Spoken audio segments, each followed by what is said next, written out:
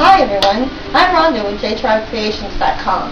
Today I am going to attempt to make my son a set of tailed koi, like mine, which he likes playing with, but they're really too big for him. So I am going to use mine. These are actually from homekoi.com in New Zealand. They're really fun and they're not that expensive, but they are way too big for him. So these will be my model. It's a bit of an upcycling project, and like I said, I've never made any, so we'll see how it goes.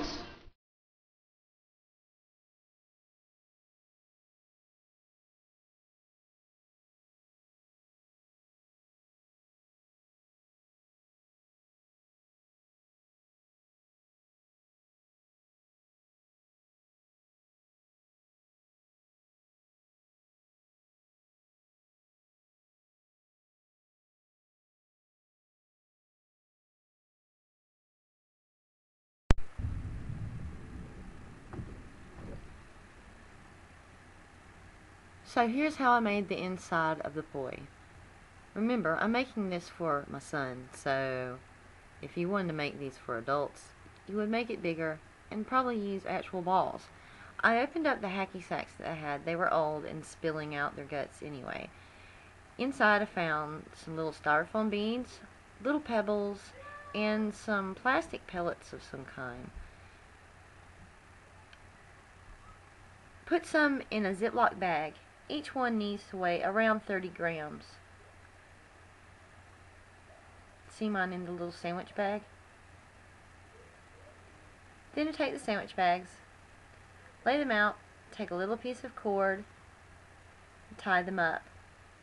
Make sure that they're not like super tight so that they'll have a little bit of room to move around. Tie them tight. When you're done tying them, cut off the ends of the bag.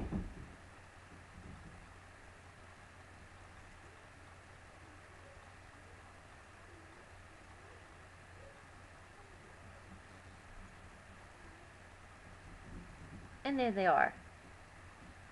Next, put them inside of a piece of bubble wrap, and I was using double stick tape. Regular Scotch tape will be fine. This adds a little bit more padding. The bubble wrap is 6 by 6 inches or 15 centimeters.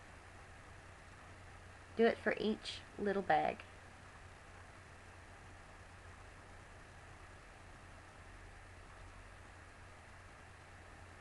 Now we're going to make the covers. I used a washable marker and drew a little pouch on 2 pieces of fabric that are folded in half. Then do a little back stitch, sew all the way around, and when you get to the end, back stitch again.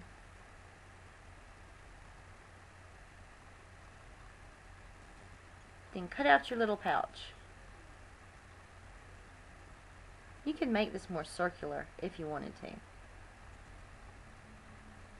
Put your little weight in, fold the edges in. You can pin it here if you want to. Then sew it closed. Don't forget to back stitch.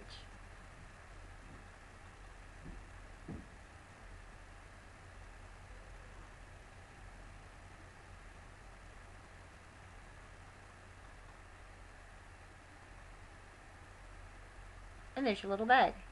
Ta-da! Now let's make the handles.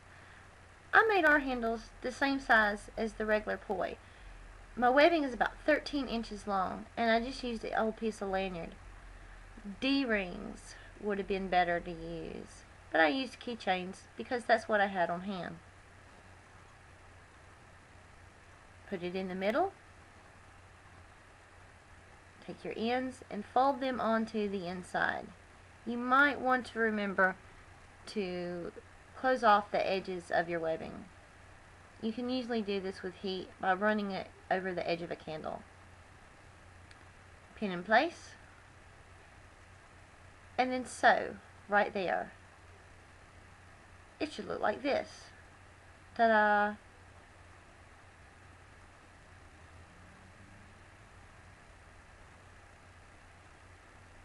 Now the body part of the poi. I used these old Halloween sock flags, as they're called around here. They were like $1 a piece, really cheap.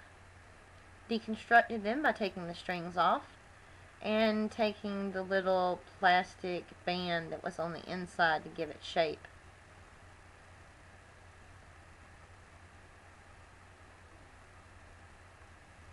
This is made of ripstop nylon, so you could actually buy the fabric and sew it and cut it yourself. That stuff was tough. Okay, so I've got the fabric and I want to figure out where I want to use it. Take my little bag, put it down. That's about how big it needs to be. So I'll end up having 4 strips for the tail. I cut off the excess, toss it. Then fold this in half. You could pin right here if you wanted to. Put your weight on and make it about the same shape as the top would be at a little bit of a circular angle. Cut it out, and then you're going to sew around those edges. But before you do that, let's put a grommet. Cut a little tiny hole.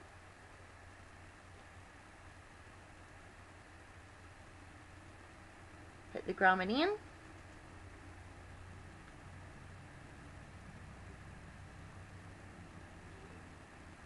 Put the setter on. Give it a whack with the hammer. Whack.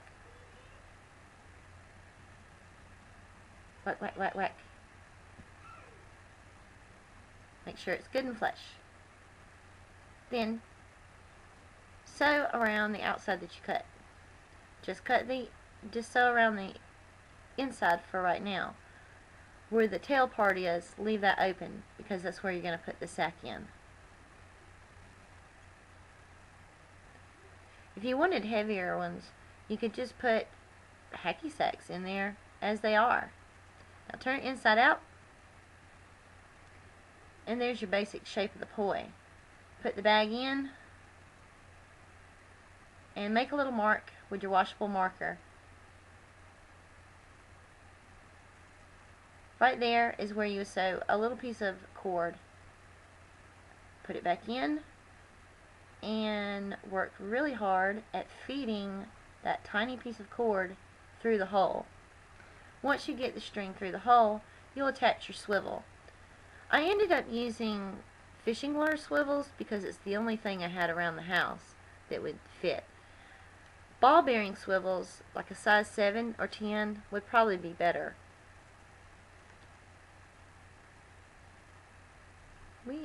Now it's ready to be tied up. But first, sew it across where the tail part is so that the bag won't fall out.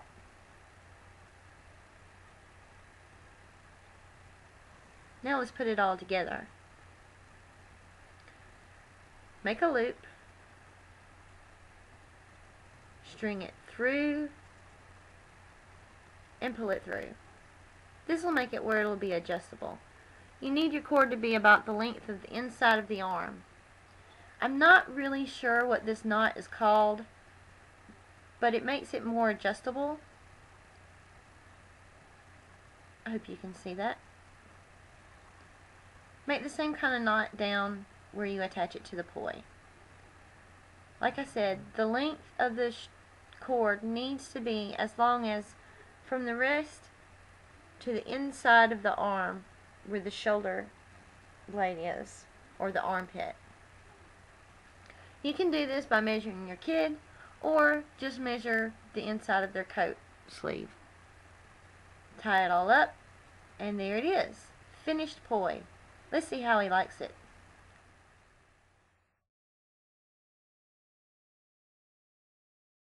Thanks, Mommy.